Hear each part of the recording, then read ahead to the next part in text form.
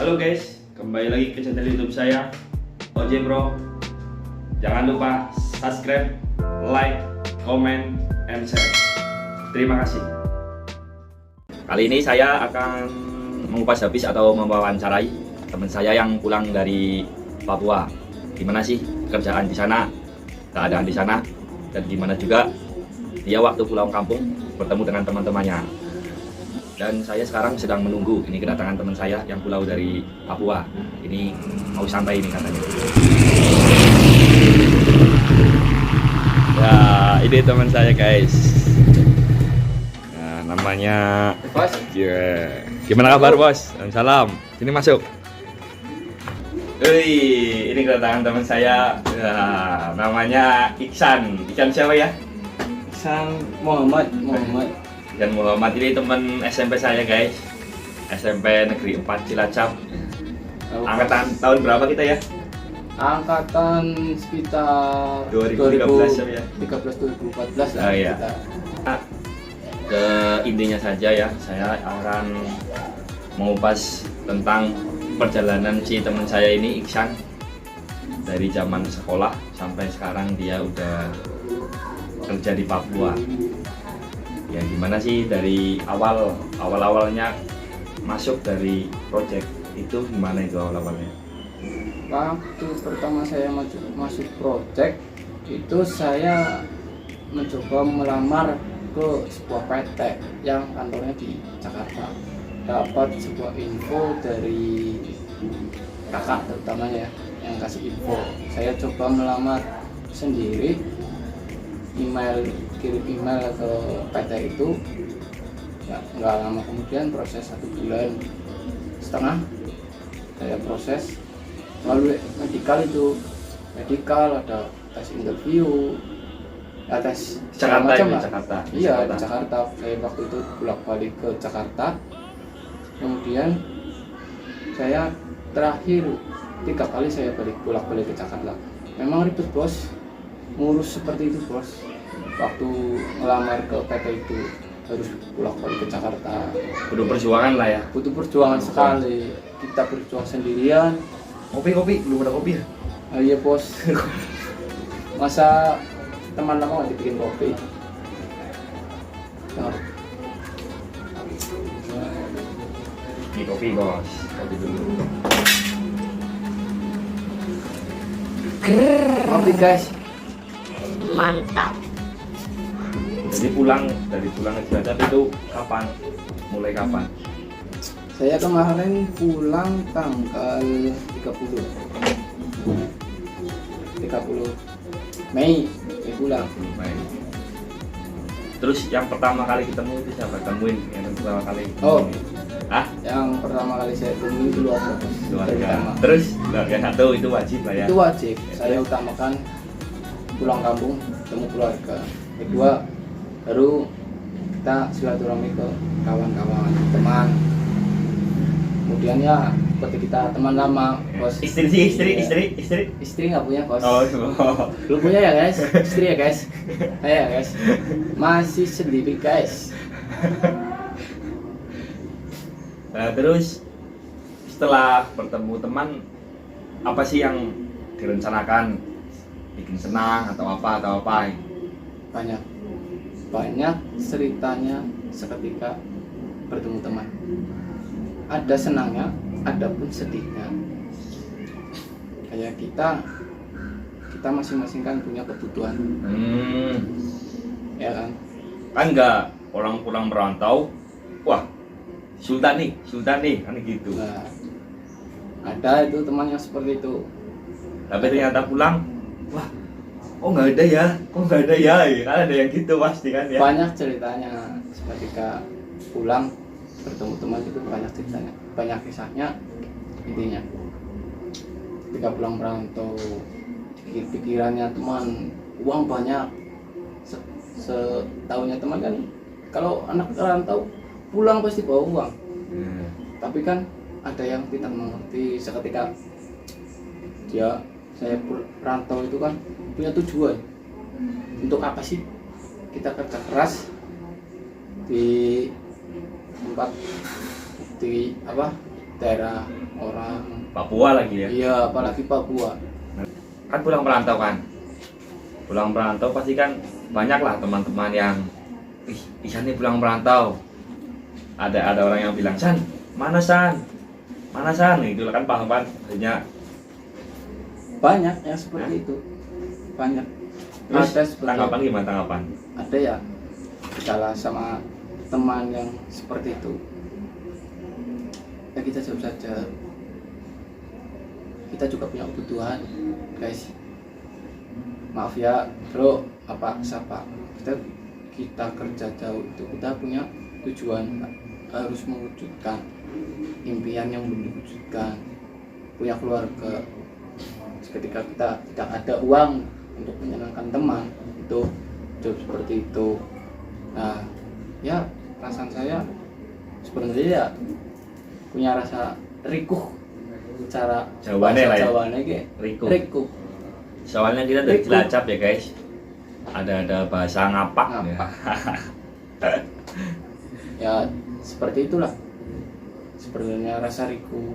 Kita bisa membahagiakan seorang teman ketika kumpul, tapi kita kembali lagi, kita kan kerja capek-capek di kampung orang, kita punya tujuan yang harus diwujudkan, yang impian. Apalagi Contohnya misalkan apa? contohnya ya seperti kita buat bangun rumah, Oh, supaya kalau kita berkeluarga itu pun kita udah punya rumah sendiri, itu rumah tangga pun ya ada bagiannya lah, karena punya rumah sendiri dengan usaha hasil kerja keras sendiri, bro. Itulah tujuan sama impianku, membahagiakan keluarga, terutama sama jenjang masa depannya saya. Itu sih pasti ya. itu pasti. Tapi Jangan, saya pun kasih pesan sama teman yang khususnya bilang seperti itu tadi, kita nggak bisa membahagiakan sekarang, lain waktu saya ada uang pasti saya nggak lupa kok sama kalian. Nah, Itu sama teman saya kasih pesan seperti itu. Jika Teman itu kita mengerti, ya udah, berarti bukan teman, bro. Yang teman kawan-kawan yang bilang seperti itu, minta uang lah, minta inilah, minta itulah, minta mabok. iya. Ya, tapi tidak mengerti apa sih, bagaimana sih keadaan saya sekarang. Kadang kan teman banyak yang kayak gitu, pulang perantau nih, woi, kita banyak nih, gini. Ya, padahal kan nggak tahu di belakang kita punya kebutuhan apa, harus mewujudkan impian. Nah, gitu. Tapi Ya. pasti ingat lah ya sama teman nih. Ya pastinya sama teman saya nggak lupa. Tak apalagi teman saya kan banyak, bro. Karena dulu saya salah seniman tatois Cilacap, ya banyak lah kawan-kawan di Cilacap. Tapi gimana sih misalkan kayak kerja di daerah Papua gitu kan, seram nih. Emang nggak ketemu sama orang pedalaman yang di berita-berita kan, seram gitu loh. Kerja di Papua yang saya alamin, yang di daerah Papua saya kerja, itu aman-aman saja, karena itu perusahaan istilahnya apa ya, project migas, projectnya tertutup, guys. Project migas. Misalkan mes itu mes di mana mes? Mes ada di dalam situ, dalam project. Cuman itu beda dari jauh dari tempat produksi minyak, produksi gas itu jauh, jadi aman. Cuman di situ nggak ada perkampungan, nggak ada minimarket, nggak ada tempat hiburan, di situ nggak ada. Pun perjalanan. Selama berapa tahun itu, bos? Berapa tahun? Dulu saya 1 tahun. 1 tahun saya kembali selama 8 bulan di kampung. Saya kerja lagi, baru berjalan ini 1 tahun. Dan ini rencana mau berangkat kapan? Berangkat lagi, misalkan mau berangkat lagi itu kapan? Berangkat lagi sebentar lagi sebenarnya, bos, karena saya sudah cuti di kampung itu sekitar 10 hari. 10 hari lebih lah di rumah. Cuti itu kan di kampung itu cuma 2 bulan, di set itu 3 bulan. Di kampung itu 2 minggu, kalau di set itu 3 bulan. Jadi hitungannya 12 per 2, 12 per 2.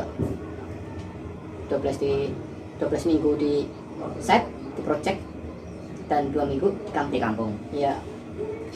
Susah, bos, kerja di sana, bos. Kelihatannya saja sekarang kamu Nah, lihat saya yang kerja di pulang, sana terus kayaknya enak, enak ini, ya. duitnya banyak, tapi coba rasakan, kamu merasakan kerja di sana bos. Nah, iya. Oh ya, ini San. Gimana sih misalkan kayak di Papua itu kan katanya kan susah sinyal di pekerjaanmu itu loh kan nggak semua Papua punya sinyal. Itu kan di komplek kerjaanmu itu. Di sana sinyal itu sangat susah. Daerah saya bekerja guys, buat video call saja itu kalau mau video call kita lancar sama keluarga sama teman Terus yang malam di kampung, itu jam 12 malam itu baru lancar. Kalau sebelum jam 12 malam kita video call itu nggak lancar. Dan yang kedua apa lagi? Yang kedua itu masalah Makan. makanan. Makan di sana sama sekali nggak ada rasanya guys. Rasa ayam hari-hari saya itu makannya ayam sama daging, tapi ayam itu nggak ada kompor sih ya. Di sana itu masaknya nggak ada kompor, pakai pematik yang listrik itu makanya. Ini Makanya- tempat mes. Iya di mes, tapi kita nggak bisa masak sembarangan. Ada tempatnya khusus itu yang buat masak untuk makanan kita, itu ada tempatnya. Ayam aja nggak ada rasa, ya cuma di istilahnya orang Jawa itu cuma digodok, Direbus dimasak, lah, direbus. direbus. Nah, direbus itu pun masih putih, dagingnya itu masih putih, bahkan kadang ada yang kayak masih berdarah-darah, itu ada. Daging itu rasanya kayak kalau kita makan sandal jepit yang karet, nah bayangkan itu kalau makan daging, Kayak karet. makan sandal jepit yang karet itu kalau kita makan daging. Jadi ini Kelihatannya enak ayam sama daging. berarti sinyal makan lah ya sama hiburan-hiburan gitulah ya. Berarti pada ininya gini. Intinya buat teman-teman perantau gitu loh, buat motivasi, buat apa saran-sarannya gimana mau atas sebuah kata buat orang-orang perantau gitu. Untuk anak-anak rantau, terus semangat, jangan pantang menyerah, bahagiakanlah keluargamu, kejar, wujudkan masa depanmu. Itu anak rantau, takdir rezeki itu sudah diatur. Kita Dan satu berdiri, lagi, ada omongan orang kalau ada omongan orang bilang jangan dengerin. Intinya kita berpijak di bumi dan langit yang sama, tapi takdir kita berbeda, sudah diatur. Tetap semangat, jangan pantang menyerah. Tetap sambat, jangan semangat. Tetap sambat, jangan semangat. Itu gimana? Iya. Tetap sambat, jangan Tetap semangat. Sambat, jangan semangat. Itu, Tetap sambat, jangan semangat. jangan semangat. Oh Iya. iya. Soalnya kalau semangat, Sambat dan semangat. iya. Iya. Kalau sambat terus, Iya. kalau nggak sambat, berarti tandanya kita udah punya apa-apa. Nggak punya keluh kesah. Pengen apa? Harus sambat, jangan semangat. aduh Itu kunci sukses. Usaha. Oke guys, saya akhiri konten ini ya tentang gimana sih perjalanan teman saya yang di perantauan, yang di Papua.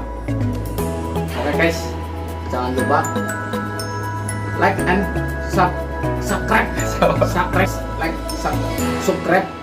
subscribe channel kawan saya OJ Pro.